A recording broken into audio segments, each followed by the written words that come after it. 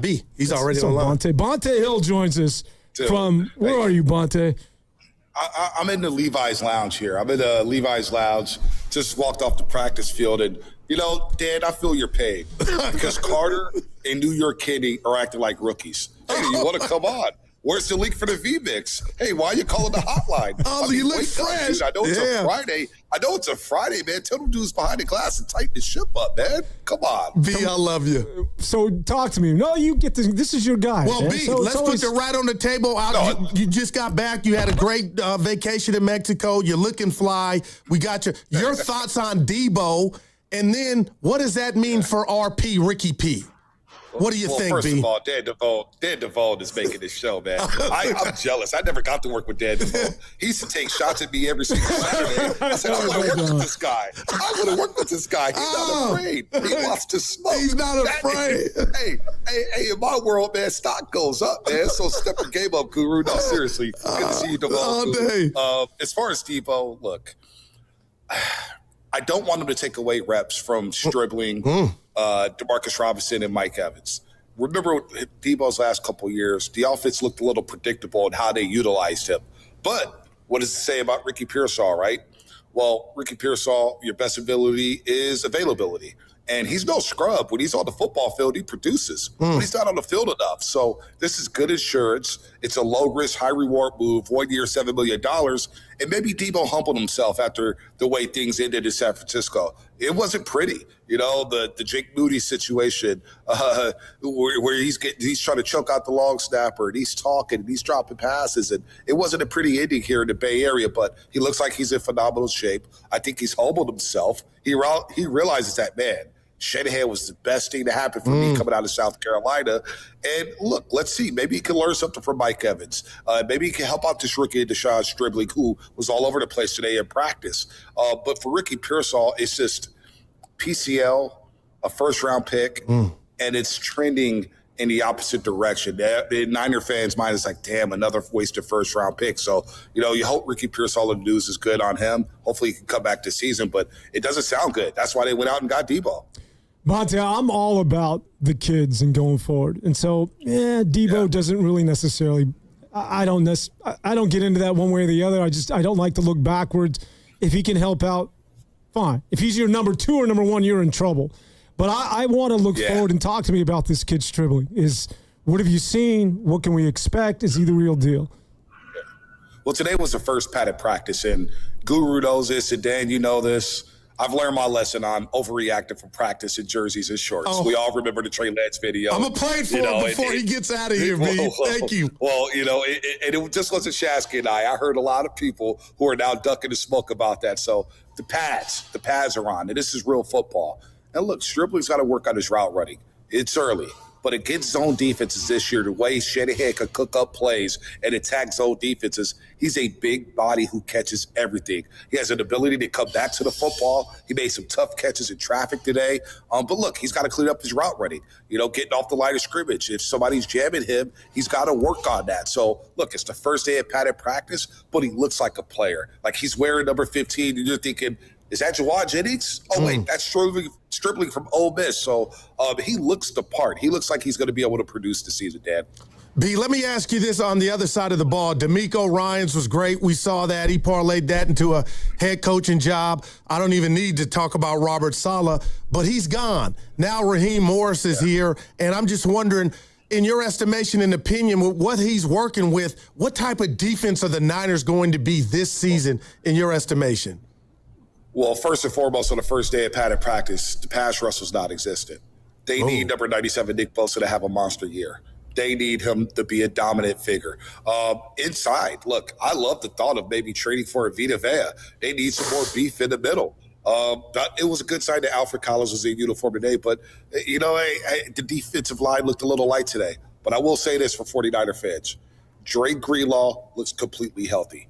Him and Fred Warner together today was causing havoc, tipping passes, picking off passes, barking. Now, one play, Greenlaw had tight coverage on Chris McCaffrey. McCaffrey catches it. Greenlaw pushes him to the ground. McCaffrey gets up, throws the football at him. They start barking. A couple plays later, Jake Todges, one of the only healthy tight ends on this roster, catches a pass in front of Fred Warner. He tries to punch it. They start barking at each other. And next thing you know, there's a full-out brawl. The defense is getting over the offense. I hadn't seen a brawl since I've been out here in training camp. And Fred Warner and Greenlaw was in the middle of it to the point they needed to be pulled off the field and said, you know what? Enough of team drills. They're in game mode already, Guru. So the linebackers I feel great about with Fred Warner and Greenlaw. Corners, look, Lenore, he's a stud. We know about that. Renardo Green is making some strides, and you know about up to stout and nickel. They're gonna have their flaws, right? They're gonna get beat here and there in this league. But I'm still concerned about the back end of the safety position. Wow.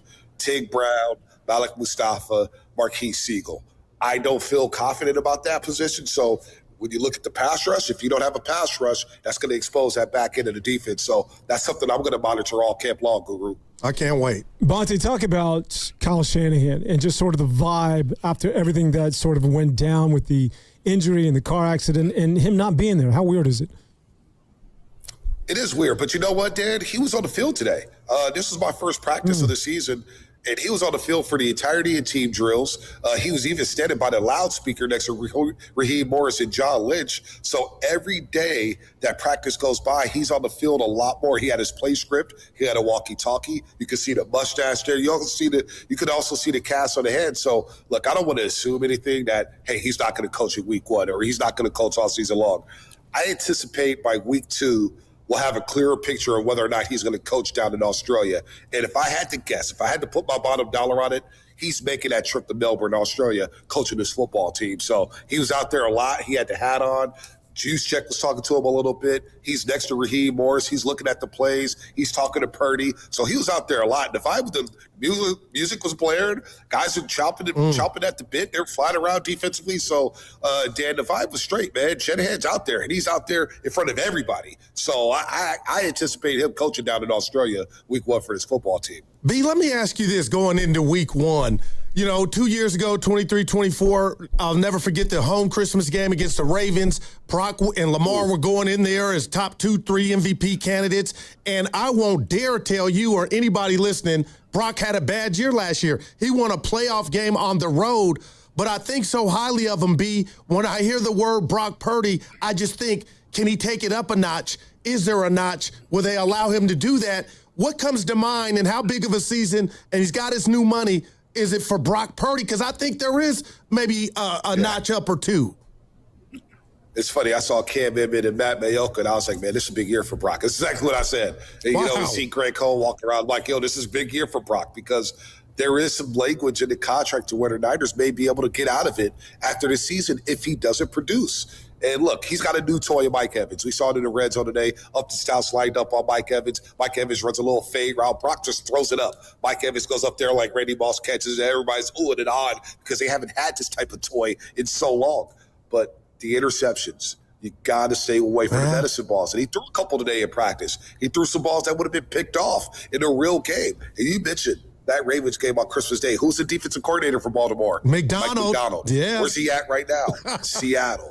And they have a Mike McDonald problem in this scheme. So he's thrown remember last year in Seattle, he threw 2 picks in the week 1. Now they ended up winning that game 17-13, but he struggled against Seattle. So look, he's got to clean up the turnovers. First and foremost, protect the football. Throw with some zip on there. I want some zip on that football when you're throwing outside the numbers or you're going deep down the field, which Mac Jones has in his arsenal. So it's not an understatement. I'm not going to judge Brock Purdy off practice, whether he throws 3 picks, 5 picks, or no picks. It's about game day. And what do you do against the Rams, the Seahawks, and the rest of this league? Because you got a loaded schedule here. Philadelphia, Kansas City, you got Denver. I mean, the Chargers are no slouches, right? I mean, you got a loaded schedule for Brock Purdy. So, yes, this is a monster year for him to prove that he is the guy long-term for this football team. Bonta, talk about that defensive front for the 49ers. If Bosa and Williams aren't coming off the edge, who's pressuring the quarterback for the 49ers, the opposing quarterback? I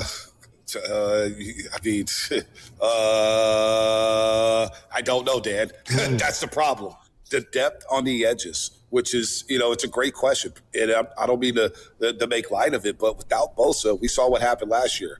they were one of the worst teams in getting to the quarterback. There's no doubt. And if you can't get to the Matthew Stafford, if you can't get to Sam Darnold in this division, and then you got the NFC East and those quarterbacks, and you got the AFC West and the quarterbacks within that division, you're going to have a long season. So if Michael Williams is not healthy, and I didn't see him around today. I'm going to come back down here tomorrow and see where number 98 is if he's on the side field. Now, Bosa was in full pads. He didn't partake in team drills, 11 on 11s, so I anticipate him playing. And this is a big year for him because he's playing for new money. But if those two guys go down, what are the options outside? I don't know. Is Duggar ready, the young man out of Louisiana Lafayette? I don't think he's ready to rush the passer. Can you go out there and maybe sign a Clowney? Does Joey Bosa want to come back and play? So they are thin at the edge spot. There's no doubt. If those two guys cannot go and they cannot rush the quarterback, it could be problematic for the 49ers and be the demise of the 2026 season. B, I don't want to call it an unfair question, but you're there, you're taking inventory. If I asked you, what's your biggest question concerning this football team this year going in, what would that be? It's the pass rush. It's stopping the run. And in that back end. Offensively, they're going to score enough points. But if, again, like I just mentioned, if Bosa goes down, how much can Sam Okawadu produce rushing the passer? To me, he's more of a situational pass rusher. What about Romello Height, the young man at Texas Tech? How many snaps do you want to give him week in and week out coming out of college in the Big 12? Now, he's a little bit older, right? But can he play 50 snaps? Can he play 60 snaps? How will he hold up against the run? And so that's my biggest concern is up front. It always starts with the trenches. We're seeing this trend now. Who wins the Super Bowl, right? Who wins Super Bowls? If you don't dominate the trenches, you're not winning. Last year was Seattle. Right? The year before it was Philadelphia. Obviously, Chris Jones and the Kansas City Chiefs. Steinbach really hold down the 49ers in the run game. Aaron Donald and company when they won the Super Bowl. So you get the point. If you don't have the dogs up front to stop the run and get after the quarterback, then you're going to have problems. Now, Alfred Collins did push the pocket a little bit in the middle. We got your boy from Dallas, Osa. Yeah. So I mean, we'll see about that. But again, I think about the edge. If Bosa and Michael Williams can get – and Michael Williams is going to slide inside on third down anyway. So how much pressure is going to be on Sam Okawadu and Romello Height to get after the quarterback? It's a lot there. So that's my biggest concern. Can you stop the run and get to the quarterback? Because it all starts up front. Wow. Last one before we get out of here. I always love competition at camp. That's what this is all about. So opposite of Diamador Lenore, good one with Renardo Green. And what do we know about Jack Jones? Any chance he can beat him out? Yeah. Jack Jones can, but I saw Jack Jones struggle on one-on-one today. He struggled a little bit in one-on-one. Jack Jones wearing number 25. And I like Jack Jones. I thought he was a good Raider. Obviously, he's had some situations off the field or whatnot. He's bounced around the league a little bit. But Renardo Green looks the part. We all go through sophomore slumps, right? They call it the dreaded sophomore slump. Renardo Green looks like he's matured a bit. He looks like he's like, you know what? I know this defense. And I think, Raheem Morris has been a breath of fresh air for this defense. It's a new voice. Raheem Morris specializes with DBs. He knows this young man out of Florida State. So I think Renardo Green, that's his job to lose, Dan. I'd be shocked if Jack Jones ends up starting in his defense. And look, he's got to try to make the club, right? There's a lot of competition here. So Jack Jones, if he puts together another practice like he did today, then you know what? We may see him on the waiver wire soon because he was not looking good at number 25 today. I was a little disappointed because I'm a Jack Jones fan. So Renardo Green right now has the upper leg on Jack Jones there. B, before we let you go, Devon, you don't know this. They got the Spider-Man meme, the one where he's pointing at himself. Yeah. But now we got Bonta and his twin, Mike Evans. So I'm waiting on that one, B. Have you had a chance to talk to him yet? Well, this is your first day there, though, huh? Yeah, he's actually talking in the auditorium right now. I'm going to run over there and see if he's talking. He's wearing number 5. Dude, they haven't had a big target like this. I mean, T.O. was one thing. Man. I know Anquan Bolden could go up and get it.